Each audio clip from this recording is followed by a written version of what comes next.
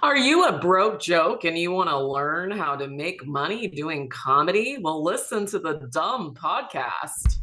This episode is sponsored by comedyschools.com, where you can learn anything from beginning to advanced. Just contact comedyschools.com and tell them the DUM podcast sent you so you can get our special price. Now, here's a message from Tony. Write me, Tony Visick, at comedyschools@hotmail.com or call me at 818-571-JOKE. That's 818-571-JOKE. Once again, thanks for visiting. We'll see you soon.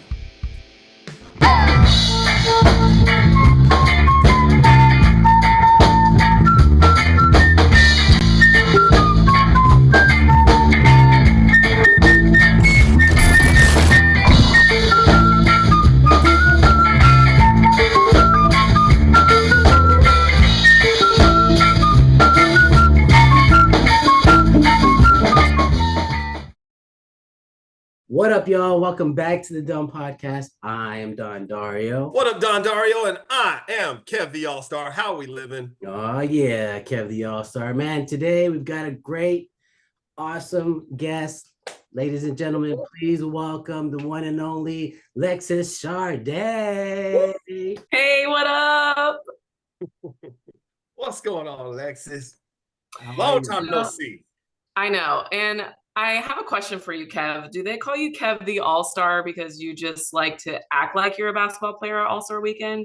Ah, it came from the rock star. I grew up in the 80s. had to adjust it somehow.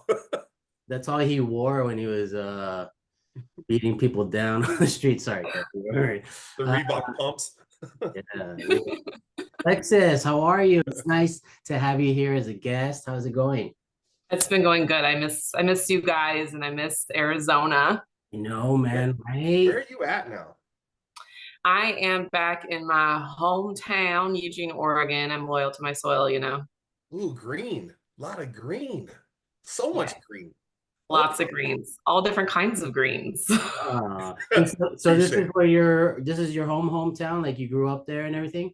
Yep, sure did. Yeah. Oh, awesome, dude. So then how long have you been doing comedy and did you start there? No, actually I didn't start here. I started comedy after I graduated college here and moved to LA. And I started in LA in 2012.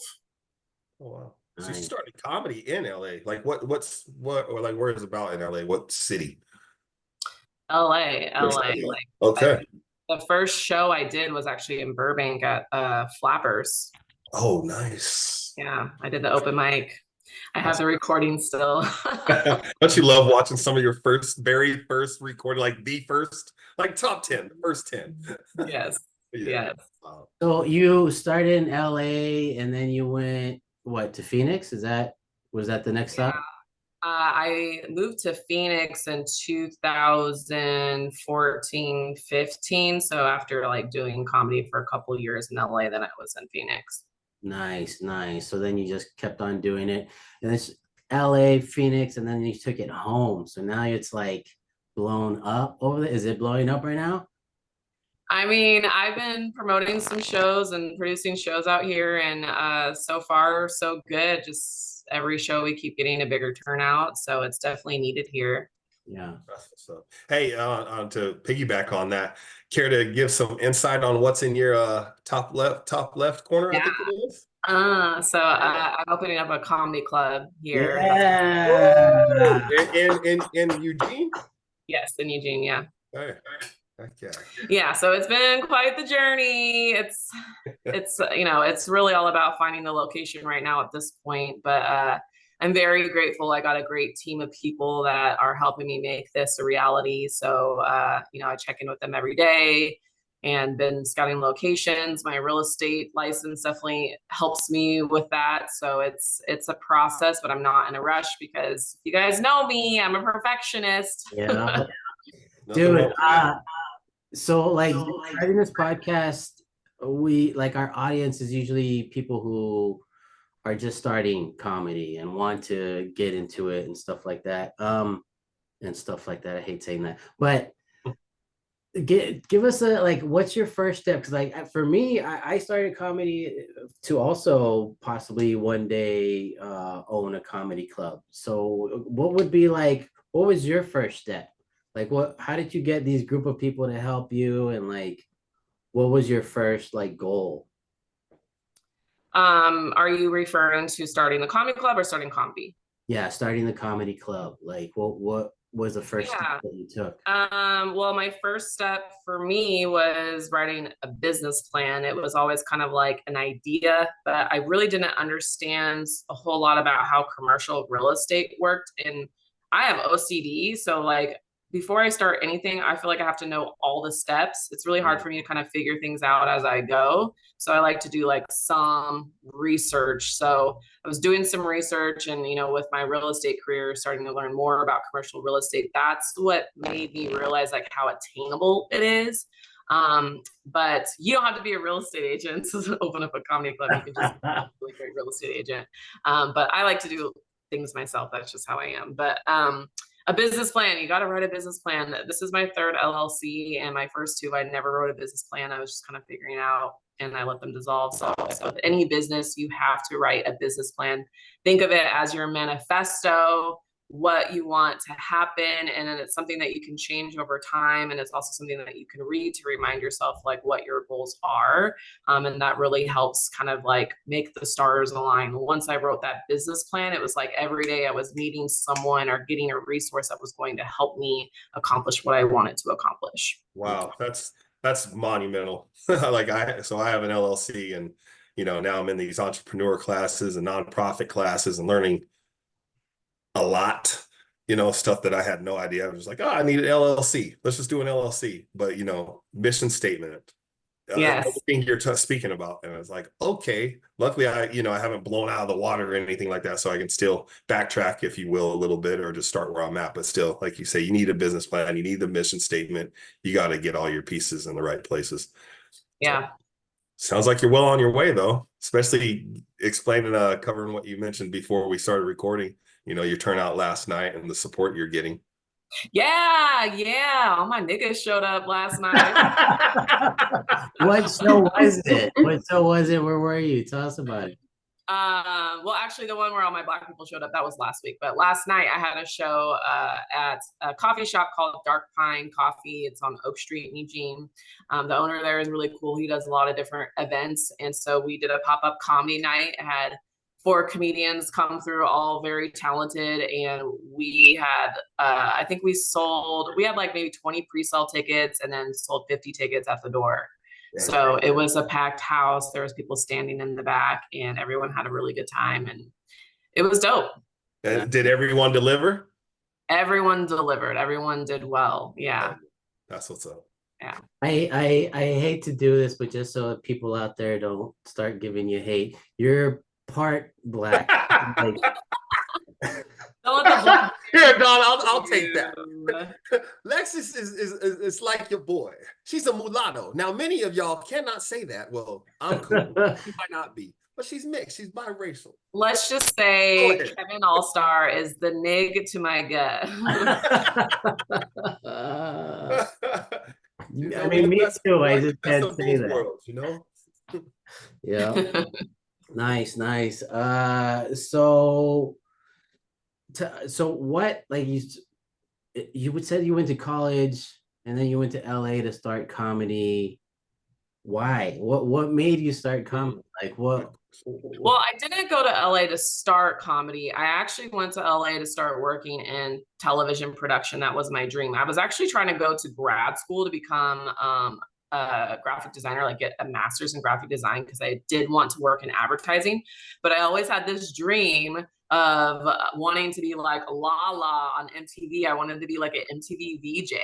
And I used to do radio and I really liked it. And I always got a good response. And this was, being home. People would recognize my voice, like in the grocery store. They're like, oh, you're the girl that does the weather on the radio station. I'm like, yeah, that's me. It's kind of cool.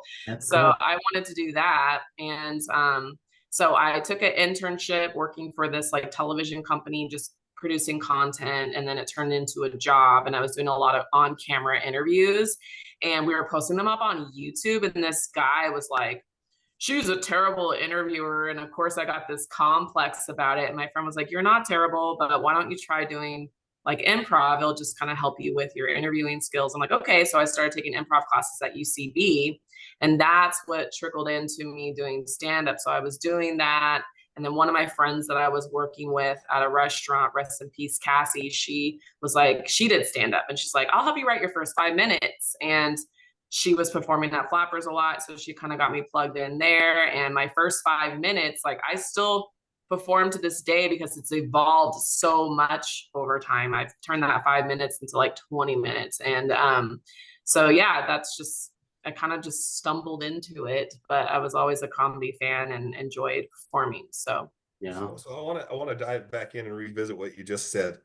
You said you took your first 5 minutes that your friend RIP helped you write, but you, if I heard you correctly, you still perform that set, but you've expanded on it to a 20-minute set, correct? yes. And I want to mention that back out because a lot of people think they got to take 5 minutes and rewrite a whole new 5 minutes, which is fine. But you can get your craft and just expand on that first one idea, one set, and just drag it, add to it. Yeah, evolution of a joke. And sometimes I take bits and pieces of that. If I don't do that 5 minutes, maybe I do something else. I'll take bits and pieces of it because that might fit into something else that I'm doing, especially with hosting. Like I pretty much did my very first 5 minutes last night, but I changed the way that I did it. Instead of like just performing it, I made it more interactive. So I was like, oh, I want to get to know you guys a little bit. And I picked on this guy in the front row. I was like, what's your name? And he's like, oh, my name's Terrence. I'm like, hey, Terrence, my name's Lexis. Do you have any siblings? And he's like, yeah, I got a couple. So I was like, I have 2 sisters, Mercedes and Portia. And, everyone laughs at that punchline. So, and then I just kind of made it like I was talking to him. And then I got to the question, like, oh, are you single? And he's there with his wife. And I'm like, this isn't speed dating. I'm not trying to steal your husband, but I'm single. And, like I made it interactive. I tried doing it in different ways to see what works. And then I totally missed like one particular punchline that I did. I kind of skipped over it, but then I was able to use it later because my last comic was also a mixed man and his mom was there and she's white. And he talked about his mom during the set. And then after his set was over, he gave her a big hug and it was all like, we're all watching them. We're like, oh, that's so sweet. And I was like, I really love Devin's mom. Devin's mom and my mom have a lot in common, and they both just like a little black in them sometimes. And just you can take bits and pieces of sets and use it, especially when you're hosting. And like I try to focus more on one-liners. I like my thing, and I think a lot of new comedians struggle with this, is like getting into a story and having way too much premise. Like I struggle with that so much. And so usually when I'm working on a new bit, like at a open mic, it'll start off really long and I always record everything. I'm like, okay, how can I trim the fat? How can I cut this stuff out? And if you can just find that first easy premise line and then a quick punch, you can add that anywhere in any set, in any situation. So when you have those shorter jokes, it can really help you keep getting those laughs, whether you're hosting or doing a performance. Yeah, I want to give you how they say, give them their flowers before they pass. Before I die. Bro, you posted a video recently of one of your shows that you were hosting. And like maybe you're not doing material, but it seemed like you were doing material and then you like broke off from it and made a comment about it, like just like freestyling. And if that's not freestyling, like you do that so well. Either way, that little extra that you did, like it just smooths it out. You're such a great host, dude. So thank you. Yeah, hosting is a little bit more difficult. And it's funny because I started off as a host. And so I'm comfortable hosting, but I'm you're your own worst critic. So I like to read books, and I read a book about like what makes a good host. And I'm like, oh, fuck, I do that. And I do that. I need to stop doing those things. So just trying to like perfect that. One thing that I've noticed too, that was in one of the books that I read, is whenever you're hosting at a venue, whether it be like a restaurant or a bar, just always check in with the person that gave you the spot, the owner or whatever, and say, hey, like, is there anything that you want me to announce that you have coming up at your establishment? And I started asking that question, and they're very like, oh yeah, you know, or they'll be like, oh no, there's nothing. And they'll be like, actually, yeah, this. And they're very appreciative of that. And I think that's a really small way to give back to the business, even though you're bringing them in business, but they're giving you that opportunity to perform there and get your talent seen there. So just to have that small ask and say, hey, like, what can I do to like help bring these people back to your business, because you're bringing people in that may have not been there otherwise. So how can I get them to come back to your business when we're not here? Right. You want to show that you're supporting what they're supporting, and then just go. Right. Well, paying it forward really too, or paying it current. I'd say, you know, give them back. They're allowing you to, you know, be on their stage and host at an event at their venue. Why not? Totally. Yeah, that's a really good little piece of information for people who want to host. I was about to ask you, so thank you for just throwing that in there, dude. So I don't know, everybody out there, if you're an old school listener, fan, whatever. Kevin and I were both on Lexis's podcast, which is the Life Coaching Comedians, which was fun as hell, dude. Let me fun. Are you still doing that? Not right now, and I do want to start it up again. I want to make a really nice comeback with it. My plan with my comedy club is to also have it be like a place of production. So I think once I have my comedy club up and running, I'll start doing like more podcasting and stuff like that once I have a production team to do everything for me, because editing takes forever. Don knows that. Don knows that. Yeah. It's why I was like, do you want to record this? Because I don't even know if I need to put it in the cloud. I don't even know what's going on. I just send it to Don. Don, help. So many people hit me up, you know, trying to get editor work or whatever. Like, I have money to pay, but they all say the same thing. They're like, I noticed that you have content, but not very often. Are you having problems with editing? I'm like, yeah, I am. It's a lot of work. It is. Well, I mean, everything can't just be done with like CapCut or TikTok or, you know, all these other apps. When you go from your phone to your desktop and really look at a sound bar or whatever, a video graph, and start plugging and playing and pulling and all of that, it's so different.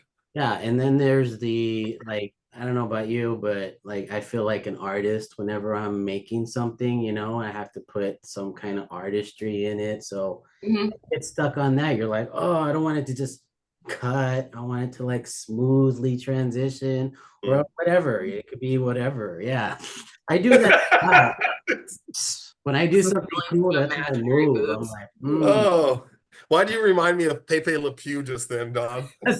That is my Pepe Le Pew joke. That's listen, I know, looking at Pepe Le Pew now, like as an adult, you're like, wow, he was such a predator. But as a kid, I'm like, man, like, I want a man like that. Just give him some already. That's part of my joke. I say I used to use my Pepe Le Pew moves on the ladies at the department. Well, the funny thing about Pepe Le Pew was he didn't even like his own kind. He never went after skunks. It was always cats. So there's some subliminal message. I liked him because he was black and white. That's why I liked him. I thought he was always chasing another female skunk. Yeah, well, she painted herself white a cat. Single episode. So yeah, also part of my material. Hey, we can't like black. The cat was like doing blackface. I mean, the cat was like.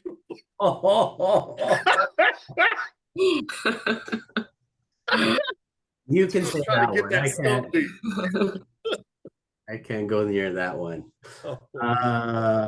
You know what? Speaking of no relation, but just it triggered a thought. Lexis, I believe you used to do like a lot of characters, right? Like dress up the part, and if I recall correctly, right? Yeah. You want to touch on some of that?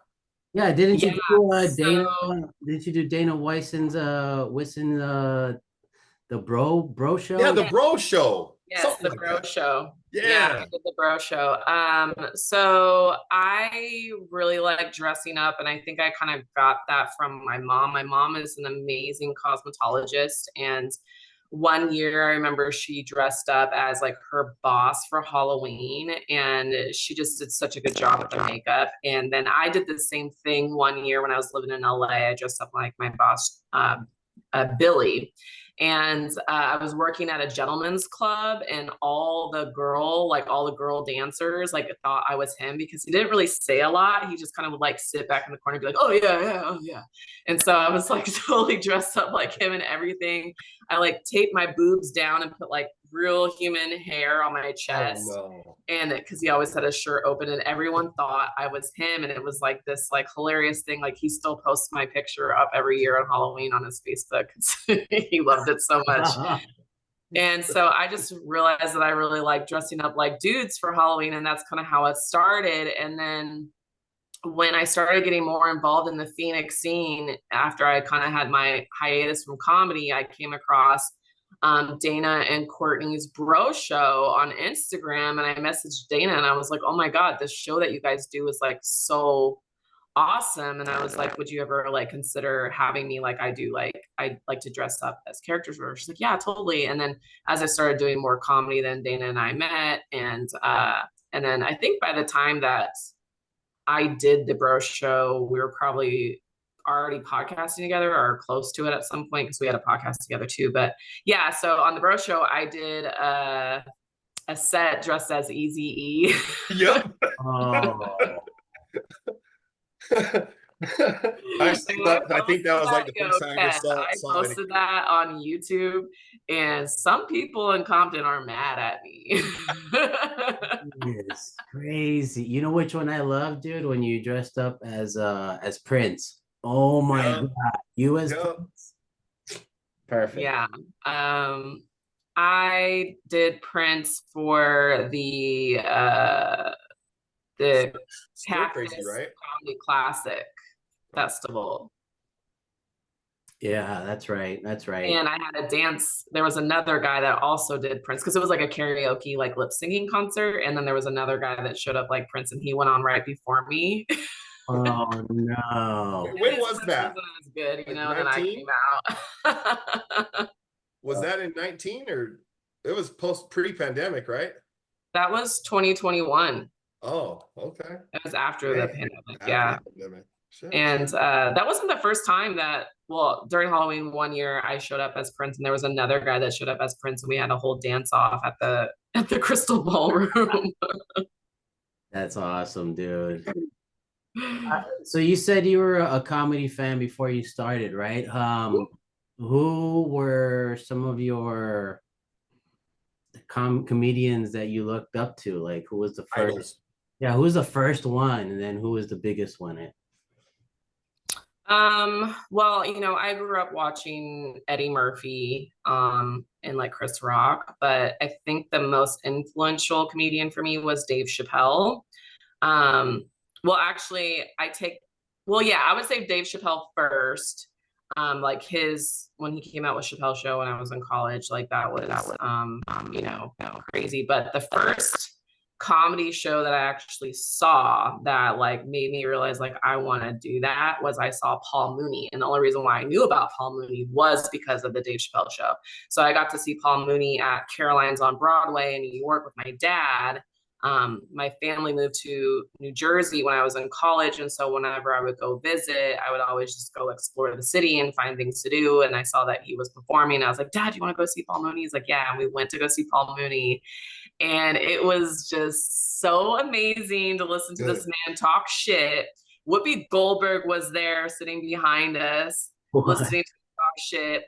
And he was talking, you know, like politics, and like making fun of white people. And there was, you know, a mixed crowd there, but there was this white couple in the front, and they kind of like weren't really laughing the whole time. And at the end of the show, he was like, and you two can kiss the darkest spot of my black ass. And he dropped away. And I was like, I could never say that. And I want to be able to say something like that.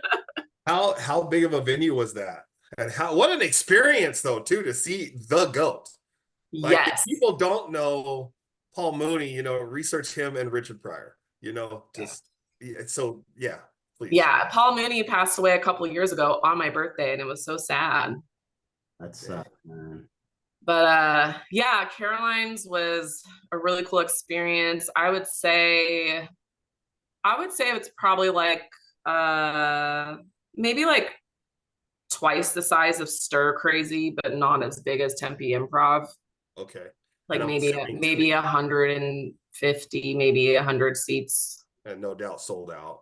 Yeah, I don't think it's there anymore. I think they shut down Right. or they relocated. Yeah. But I'm sure the power of those laughs coming out in that venue that night. Oh, the energy of laughter is, Yeah. yeah. That's what's really great about owning a club, dude, is just being around that all the time. All the time. Laughter. It's the best. Speaking of that, like when you're looking for your place, obviously, it matters where. Are you just gonna kind of settle for you're gonna work with the space after you find the spot, or like are you looking for a certain amount of seats? You know what I'm saying? Well, first of all, Dawn, I'm not settling for anything.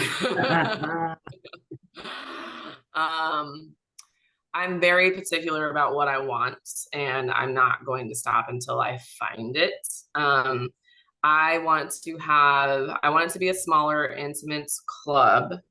But I also want it to be kind of like a multifunctional space and very community driven. So it's not going to be just a comedy club. I'm also going to have like a cafe element. So I'm able to During the day. make money in multiple streams of income. That way it's not just something that's open at night, because what I've seen in my experience with comedy clubs is like when they're doing just comedy and nothing but comedy, it doesn't necessarily always survive. So I'm adding in another element of having like coffee. I felt like that would be a good thing to add in, because whenever I meet up with comedians to write, where do we always go? We go to the coffee shop, or if I'm working on the script with someone, we go to the coffee shop. So just having that element. Plus, I want to be close to campus. Being a University of Oregon alumni and working in production and creative arts, I want to create a platform where students can actually come and learn and have jobs. So that's where like I plan on building my production team, is through students and giving them an opportunity to stay in Eugene and work, or take what they learn there and go somewhere else. So the location is going to be really important. I want it to be close to campus. I need at least 2,300 square feet. I need a little bit of kitchen capabilities, but not too much. So there's a lot of elements that I'm looking for.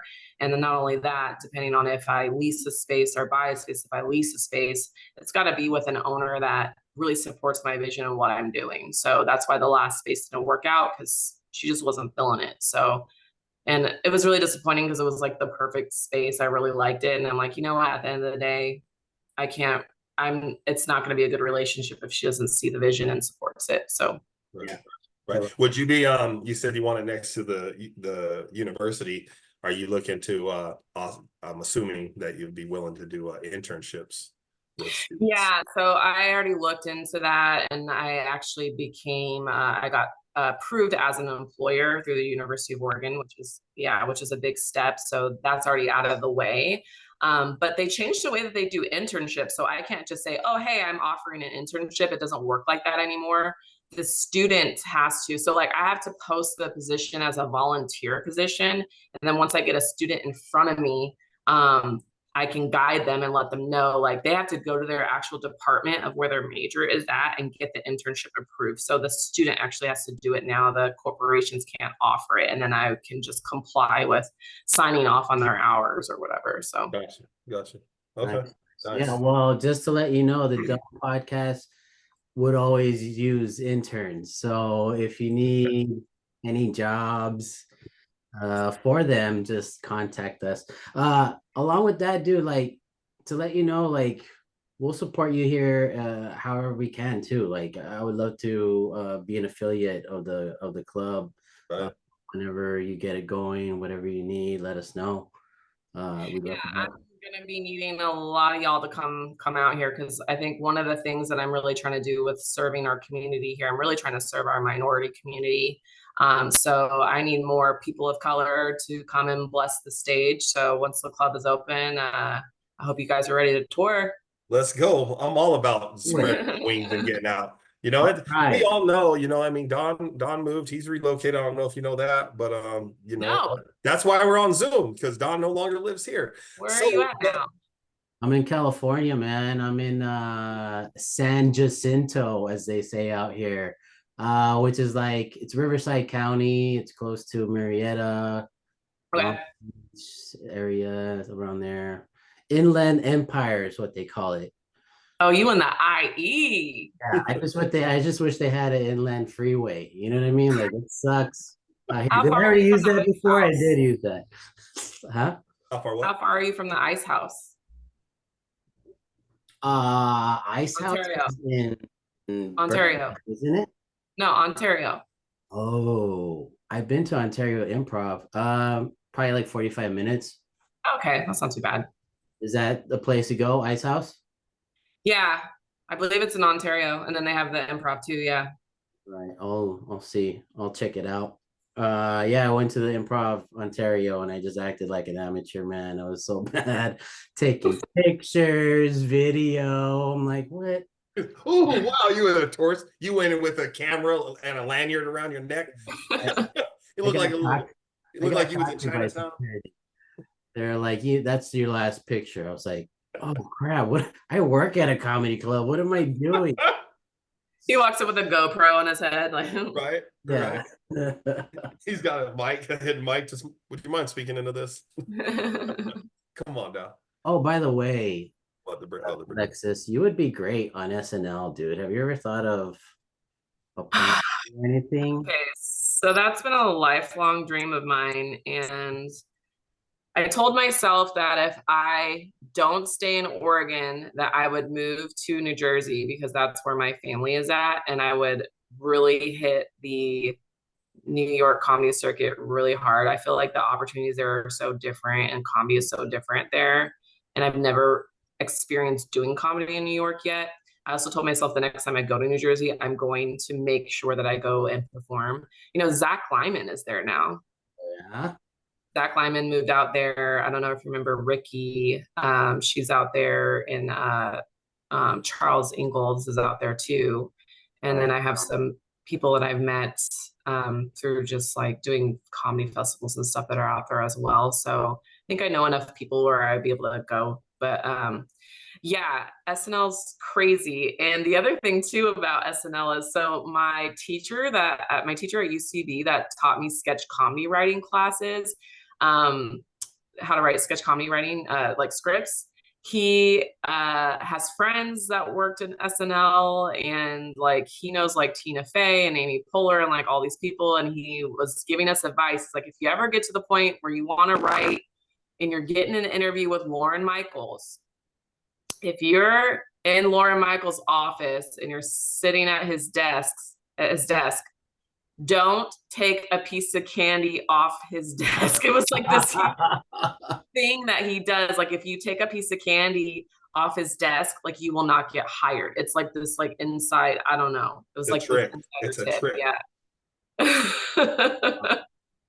What if you take a piece, but the plot is you actually replace it with another piece of candy? Like you brought your own candy. I wouldn't risk it. Like travel is where it's at. You know, it's one thing to get shows booked locally, but when you can get out of your own state and spread your legs a little, you know, get out there. Yeah, I had to stop that. See how we do that self edit? I caught that, and we all caught that. I was like, whoa. What type of promotions are you running? Works better for some of us than others.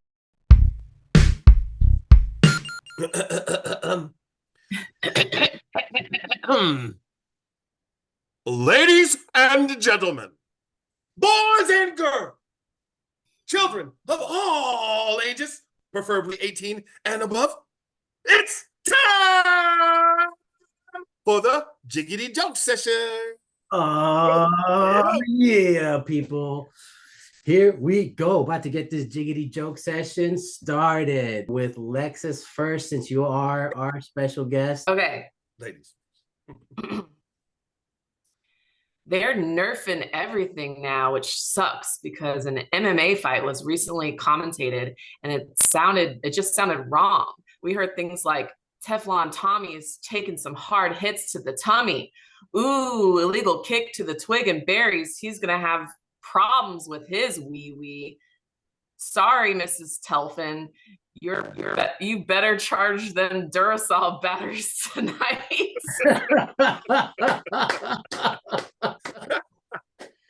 Nice. That was a great one to start off with, man. Good job. All right, Kev, you are up, sir. Woo, man. I just took a glance at this and I hope we're hungry. It's about lunchtime.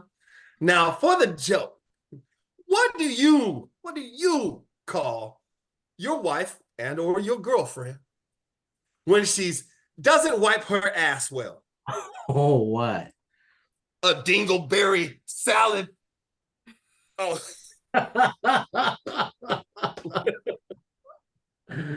Oh, that's awesome. I would drizzle some dressing on now. Nice. What's your favorite kind of dressing? Dingleberry. Sounds like a fruit dish. Oh, kind of is. I mean, all right. My turn, right? Yes, Tom. Have to look all the way this way. Hang on really quick. There you go. Oh, you can pull it out, right? That's what I told him last night. Oh, nice. All right, here we go. I recently became a homeowner and it's been an adventure. The other day, my partner and I decided to redecorate the living room. She squirted all over the floor and I nutted all over the walls. Now that's the do-it-yourself home decor. All right, Lexis, you are up.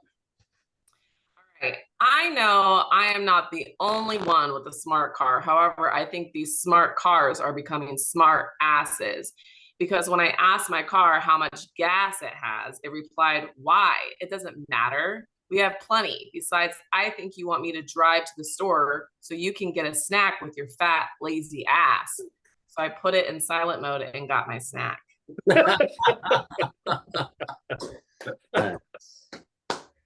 Nice. Jesus. All right. You're a great reader. May I mention that? Like, I did have dumb phonics when I was little. I tried, but we couldn't afford it. Here at the DUM Podcast, we prove that you don't have to read to make it in life. Just look at R. Kelly. Thanks, Don. I feel attacked. Yeah, I didn't say. Well, if the shoe fits, wear it, right? Well, God damn it, I'm wearing the hell out that shoe.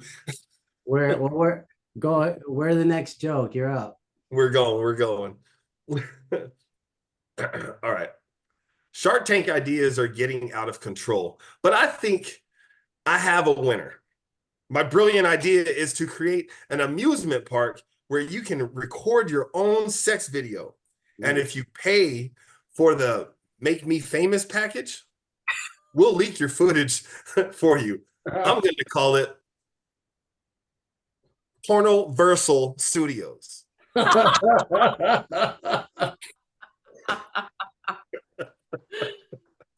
Yo, that's a good one. That's good.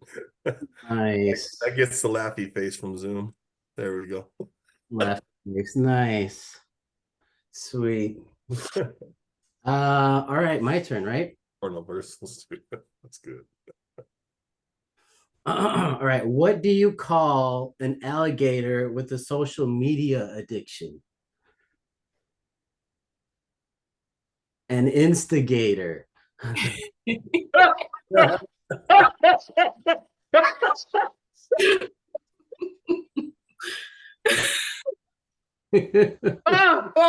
I'm lightheaded.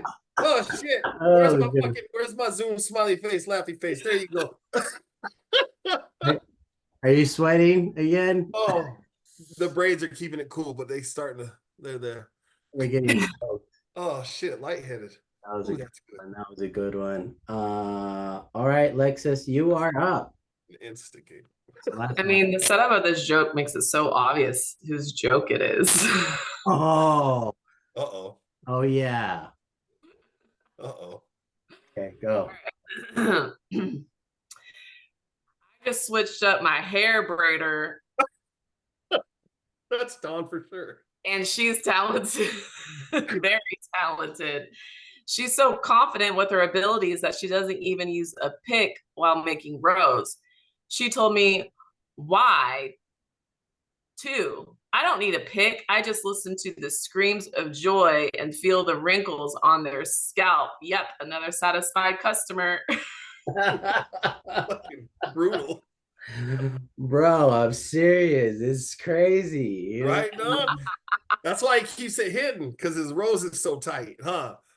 Down here. You know what I mean? They braid this too. Right. All right, Kev. All You right. up, All sir. right. I haven't had the opportunity yet, but well, maybe after this podcast. All right. Beyonce's country album just dropped, and people are going wild for it, especially the down south hillbilly folk. I heard a white guy say that he lives Beyonce's so much. That's got to mean love. I'm going to start over. I should have just improv that. I know it wasn't live. God damn it. I still read it. Marine. All right. Beyonce's country album just dropped and people are going wild for it, especially the down south hillbilly folk. I heard a white guy say that he loves Beyonce so much he deep throat her dick. What?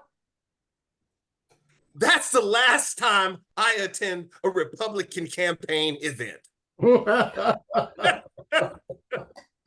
Nah. Oh, shit. Good read, Kev. Good read. Man. Oh, that was awesome. All right, my turn. I like to watch people.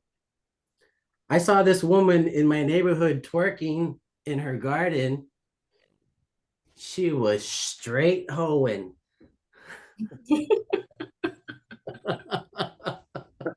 Nice. Nice and short, sweet. Oh, that's a great one. Oh, that's great. Lexus, thank you for being here. Thank you for adding to the funny. Is there anything right now that you want to promote or Wait.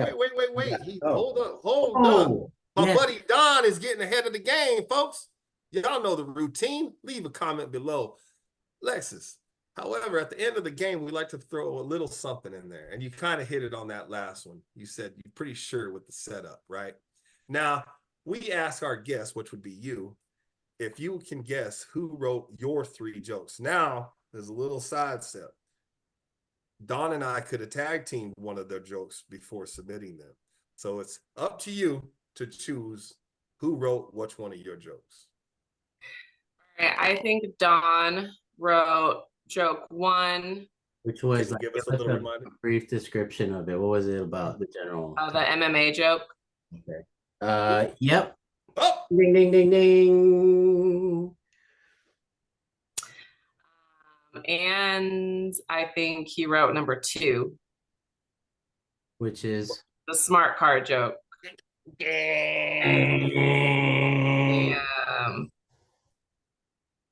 You are kind of a fat ass, Kev.